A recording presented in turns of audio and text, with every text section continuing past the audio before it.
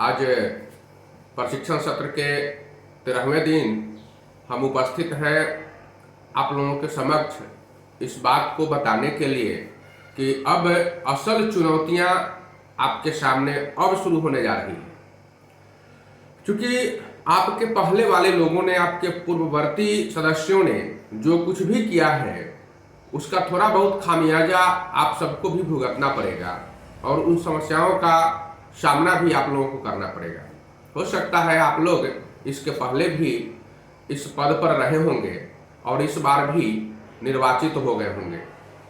तो आपने भी जो पहले काम कराया है नल जल योजना का, उसमें कहीं ना कहीं अगर समस्याएं हैं, नहीं है तो कोई बात नहीं, अगर कहीं ना कहीं समस्या है तो इसका भी दुष्परिणाम और खामियाजा आप लोगों को थोड़ा बहुत भुगतना पड़ेगा। हम आपको आज यह बता रहे हैं कि जो यह योजना चलाई जा रही है इसमें जनता का अगर कुछ अधिकार है, पानी पीने का अधिकार पब्लिक का है, तो उसके साथ साथ कुछ कर्तव्य भी बनता है। सिर्फ लेना यह असल कार्य नहीं है, इसके साथ साथ कुछ मूल्य चुकाना भी पड़ता है। और पब्लिक को 30 रुपए उपभोक्ता शुल्क के रूप में जो लिया जाना है, बहुत सारे लोग समझदार हैं जो यह समझ सकते हैं कि अगर आप पानी कहीं से खरीद कर एक बोतल वाला पानी पी रहे हैं तो उसमें आपको 1 रुपया लीटर के हिसाब से शुल्क लगता है,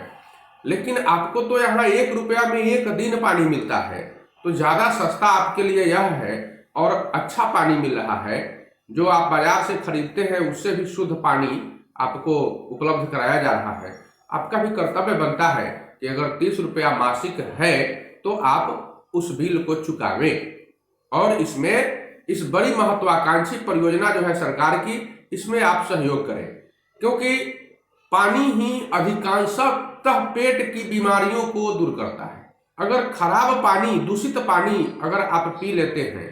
तो बहुत सारी बीमारियां पेट में उत्पन्न हो जाती हैं। उन बीमारियों को दूर करने के लिए स्वच्छ पानी का होना आवश्यक है।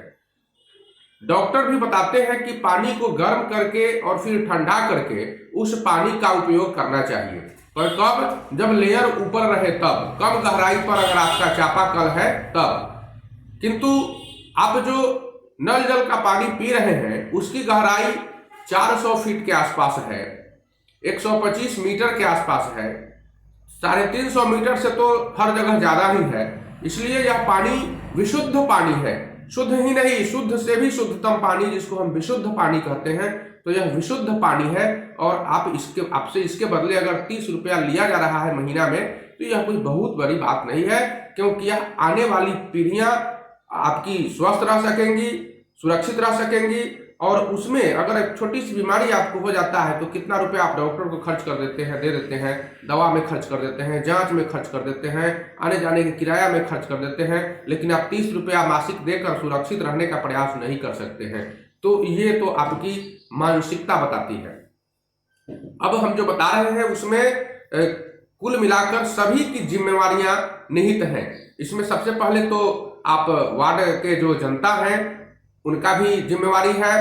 मुखिया हैं उनकी भी जिम्मेवारी है,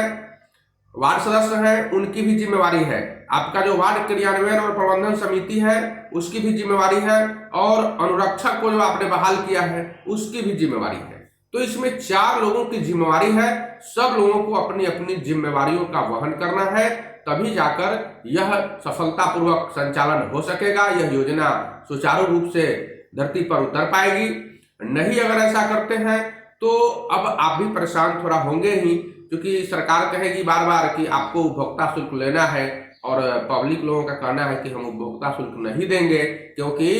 पानी हमको ठीक ढंग से नहीं मिल रहा है, रोज नहीं मिल रहा है, तो कहीं प्रेशर टूटा हुआ है, तो कहीं पाइप लीकेज है। यदि पानी ही नहीं मिल रही है तो फिर हम आपको पैसा कौन चीज देंगे। ये बातें भी उन लोगों के द्वारा समय समय पर उठाई जाती है।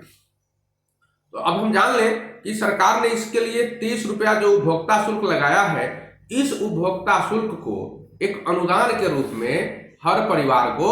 जमा करना है अनुरक्षक के पास, और अनुरक्षक उसको पंजी में नोट करते हुए, लिखते हुए वार्ड क्रियान्वयन प्रबंधन समिति के खाते में जमा करेंगे। अगर कोई उपभोक्ता मासिक शुल्क नहीं देता है तो अनुरक्षक के द्वारा वार्ड क्रियान्वयन और प्रबंधन समिति को सूचित किया जाएगा कि अमुक व्यक्ति या अमुक परिवार का मुखिया उपभोक्ता शुल्क जमा नहीं कर रहा है। वैसी परिस्थिति में वार्ड क्रियान्वयन और प्रबंधन समिति के आदेश से अनुरक्षक एक नोटिस उनको तामीला कराएगा, एक नोटिस लेकर जाएगा, नोटिस रिसीव कराएगा। उस नोटिस में यही लिखा रहेगा कि आपने उपभोक्ता शुल्क को जमा नहीं किया है, इसलिए 15 दिन के अंदर या फिर 1 माह के अंदर आपको यह समय दिया जाता है, आपको 1 माह, इसके अंदर अगर नहीं जमा कराते हैं तो आपका जल संबंध जो है वो विच्छेद कर दिया जाएगा, यानी आपके पानी का कनेक्शन काट दिया जाएगा, बंद कर दिया जाएगा। तो ये एक नोटिस उनको तामीला करा देना है। यदि नोटिस के तामीला कराने के बाद भी उपभोक्ता मासिक शुल्क जमा नहीं करता है तो वार्ड क्रियान्वयन प्रबंधन समिति 15 दिनों का एक नोटिस देगी कि अब आपका ये विद्युत नहीं, आपका जल का विच्छेदन किया जा रहा है। अब जल संयोजन जो आपका था पहले से, उसको अब काटा जा रहा है, तोड़ा जा रहा है। जब यह नोटिस की अवधि समाप्त हो जाएगी 15 दिन की और फिर भी उपभोक्ता अपना शुल्क जमा नहीं करते हैं तो वार्ड क्रियान्वयन प्रबंधन समिति संबंधित उपभोक्ता को राहत नहीं देगा, क्योंकि 2 बार नोटिस तामीला हो गया है, तीसरी बार तो वही होना है और वहां प्लम्बर के साथ जाकर या फिर अनुरक्षक के द्वारा उस व्यक्ति का कनेक्शन काट दिया जाएगा और वहां से पानी को बंद कर दिया जाएगा। उपभोक्ता अगर जल की आपूर्ति का दुरुपयोग करता है तो यहां भी पंचायत को, मुखिया को और वार्ड क्रियान्वयन प्रबंधन समिति को बड़ा पावर दिया गया है। आप देखते होंगे कि कहीं कहीं लोग नल में से पानी को निकालकर और खेत में पटाते हैं, सब्जी की खेती कर लेते हैं, गेहूं में पटा लेते हैं, पानी को बर्बाद कर देते हैं। तो ऐसी परिस्थिति में कुछ आपको पावर दिए गए हैं, आपकी कुछ शक्तियां हैं जिनका आप उपयोग कर सकते हैं। जैसे ही कोई व्यक्ति पाया जाएगा कि यह पानी का दुरुपयोग कर रहा है और इससे वह खेत में सिंचाई कर रहा है या फिर कोई खराब कार्य कर रहा है जो पीने के अलावा कुछ अन्य काम कर रहा है, मतलब घरेलू काम को छोड़कर कोई दूसरा कार्य कर रहा है, तो वैसी परिस्थिति में आप अगल बगल के 2 पड़ोसियों से एक कागज पर हस्ताक्षर करवा लेंगे या लिखते हुए कि फलाने व्यक्ति के द्वारा जल का दुरुपयोग किया जा रहा है, सिंचाई में किया जा रहा है या फिर कहीं और पानी बहाया जा रहा है। तो आप लिखते हुए हस्ताक्षर कराएंगे और फिर उनको 400 रुपया का जुर्माना लगाते हुए एक नोटिस तामीला कराएंगे। अगर वह 400 रुपया नहीं जमा करता है तो इसके लिए बहुत सारी प्रक्रियाएं हैं जो ग्राम पंचायत द्वारा इसका निर्णय लिया जाएगा। अगर पहली बार वह जुर्माना भर देता है और उसके आगे अगर फिर ऐसी गलती करते हुए पाया जाता है तो उसको 4000 रुपया का जुर्माना, 5000 रुपया, उसको 5000 रुपया का जुर्माना करना है। किंतु सरकार ने इस नियम में थोड़ा संशोधन किया है और अब ऐसा नियम बनाया है कि पहली बार कोई भी उपभोक्ता अगर जल का दुरुपयोग करते हुए पाया जाता है तो उसको 150 रुपया जुर्माना किया जाएगा। दूसरी बार अगर वह जल का दुरुपयोग करते हुए पाया गया तो उसको 400 रुपया जुर्माना किया जाएगा और तीसरी बार भी अगर वह गलती करते हुए पाया जाता है, जल का दुरुपयोग करते हुए पाया जाता है, तो उसे 5000 रुपया जुर्माना किया जाएगा और साथ ही जल का जो संयोजन है उसका संबंध विच्छेद कर दिया जाएगा। तो ये उनके लिए है। एक बार अगर जल का संयोजन विच्छेद कर दिया गया और उपभोक्ता के द्वारा बकाया और जुर्माना दोनों राशि जमा करा दी गई तो फिर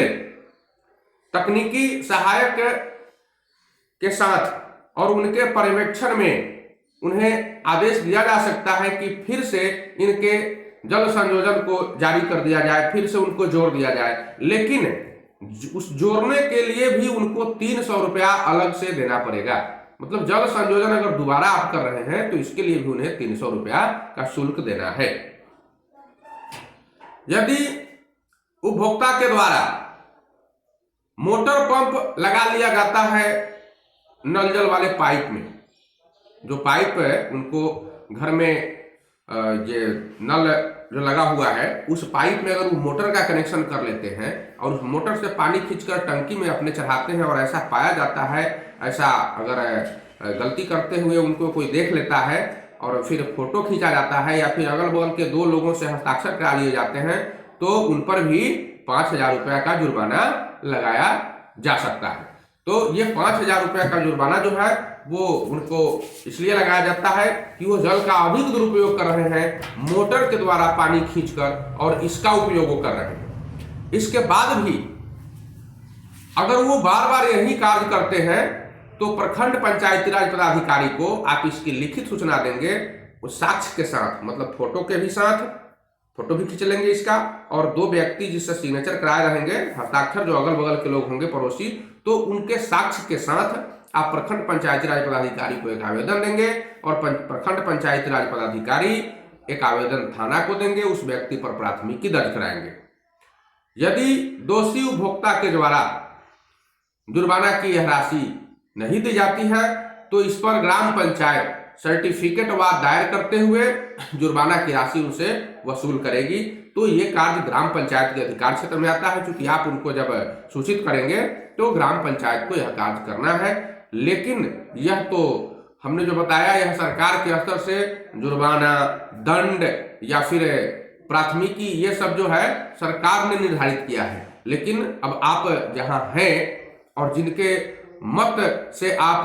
जीते हुए हैं, फिर आप अगर उनके साथ ऐसा व्यवहार करते हैं तो आपके लिए बड़ी समस्या हो जाएगी।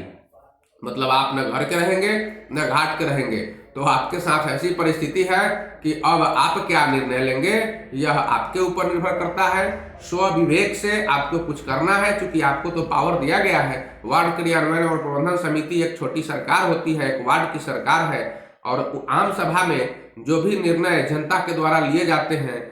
उसी पर अमल किया जाना है। लेकिन क्योंकि कार्य करने के लिए रुपया सरकार दे रही है, इसलिए सरकार का नियम ही इस पर चलेगा, और वो जो दंड जुर्माने की राशि निर्धारित की गई है सरकार के द्वारा तो वह तो मान्य है ही। अब आपको यह निर्णय लेना है कि आप क्या करते हैं।